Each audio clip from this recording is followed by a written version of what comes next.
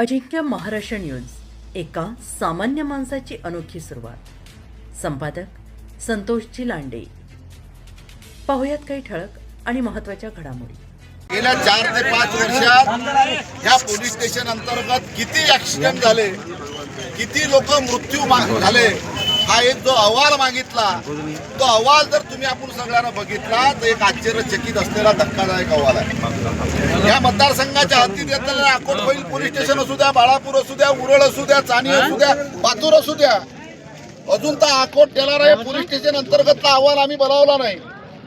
परंतु या हद्दीतल्या पोलीस स्टेशनचा अहवाल जो बोलावला, गेल्या 4 ते 5 वर्षात 851 ऍक्सिडेंट 8 दिवसाच्या पूर्वी ह्या हद्दीमध्ये झाले. 881 हा 8 दिवसाच्या अगोदरचा अहवाल आहे.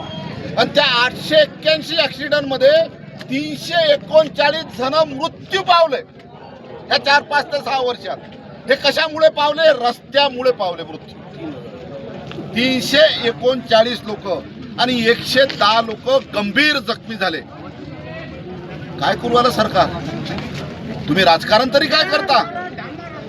असं कोणतं राजकारण करता तुम्ही? सबका साथ सबका विकास म्हणता. तुमची ही जबाबदारी कोणाची आहे? या जिल्ह्याच्या मतदारसंघातल्या रस्त्याची करण्याची जबाबदारी कोणाची आहे? या ठिकाणी जो आम्ही रस्ता रोको करता केला, आमच्या जिल्हा प्रमुख गोपाल भाऊनं, मुकेश भाऊनं कार्यकारी अभियंत्याला 8 दिवसाच्या अगोदर पत्र दिलं, परंतु तो हरामखोर कार्यकारी अभियंता अद्यापर्यंत या ठिकाणी आला नाही. हा नॅशनल हायवे आहे.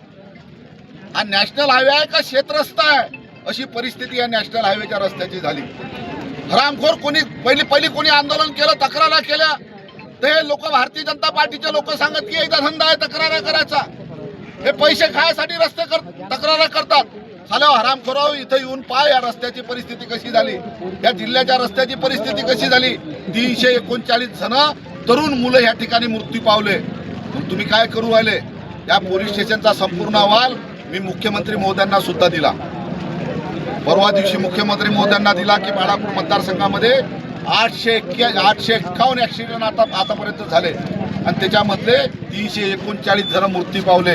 आणि साले हरामखोर अधिकारी इथं आले नाही. हा रस्ता पूर्ण नाही झाला, दुरुस्तीला लागला.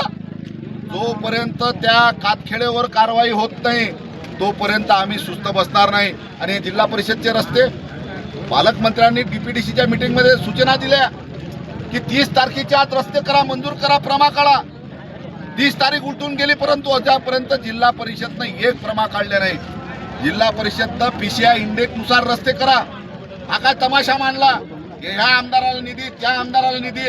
हा आमदाराचा निधी आहे का रस्त्याचा निधी आहे? या जिल्ह्यामध्ये PCI इंडेक्सनुसार रस्त्याच्या प्रमा काढा जिल्हा परिषदनं सुद्धा. आणि कातखेडे साहेब आहे का? कातखेडे त्या हरामखोराला म्हणा, साल्या त्याच्यावर जर कारवाई झाली नाही तर त्याला आम्ही तिथं येऊन ठेचू. 339 जण मेले. तो टोल काढा पहिले, लाजा वाटू द्या. नॅशनल रस्ता दिसते का? एक रस्त्यावर झाड लावेल नाही, एक झाड जगलं नाही रस्त्यावरचं. कागदोपत्री पैसे काढले हरामखोरायला.